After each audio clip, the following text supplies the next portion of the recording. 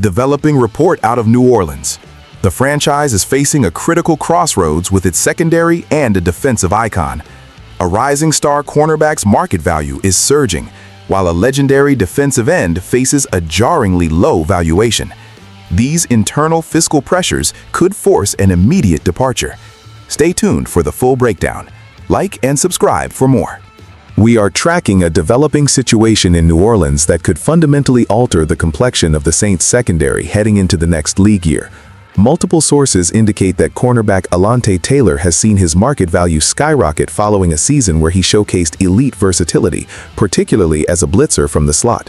However, this surge in performance has created a significant leverage point that the Saints front office, led by Mickey Loomis, may not be equipped to handle given their perpetual salary cap gymnastics.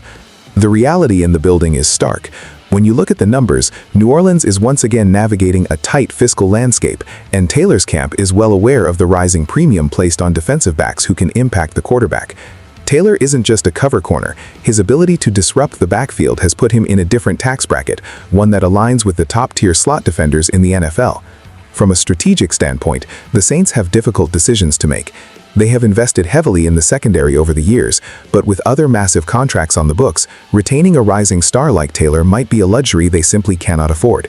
The internal discussions right now revolve around resource allocation. Can you justify matching a top-of-the-market offer for Taylor when you have pressing needs on the offensive line and an aging defensive core? The feeling among league executives I've spoken with is that if Taylor hits the open market or seeks an extension, the price tag will likely exceed the Saints' internal valuation structure for his specific role. This is the classic double-edged sword of drafting well. You eventually have to pay for that production, and New Orleans is reaching a breaking point where talent drain becomes inevitable. This isn't just about one player, it is about the sustainability of the defensive scheme that relies heavily on that specific aggressive skill set. But the financial crunch in New Orleans isn't just threatening the future of their rising stars, it is also casting a long, complicated shadow over the past. There is a franchise icon whose future is suddenly hanging by a thread, and the numbers being thrown around are shocking. You are going to want to hear this next update immediately.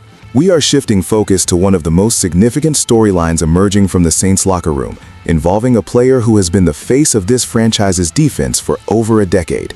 I am talking about Cameron Jordan.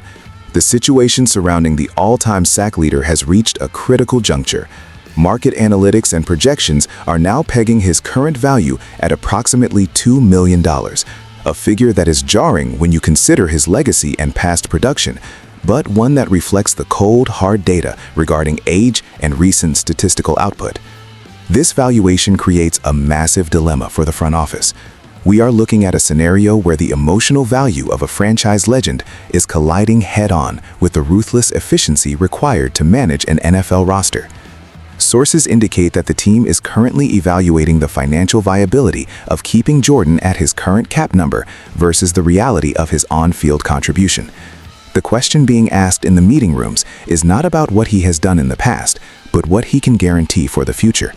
A $2 million projection suggests a role player, a rotational veteran, not the every-down dominance the Saints have relied upon for years. If the Saints decide to align their offer or his roster spot with this market projection, we could be looking at the end of an era in New Orleans. It is a business decision that every franchise eventually faces with its idols, but that doesn't make the navigation any less turbulent. The front office must weigh the locker room impact of squeezing a captain against the necessity of freeing up space for younger talent. It is a precarious balance, and right now, nothing is guaranteed. I want to know what you think. Should the Saints pay for loyalty and keep a legend regardless of the price? Or is it time to trust the market data and move on? This is a defining offseason for the organization. Make sure you hit that subscribe button right now so you don't miss a single update as we track these negotiations in real time.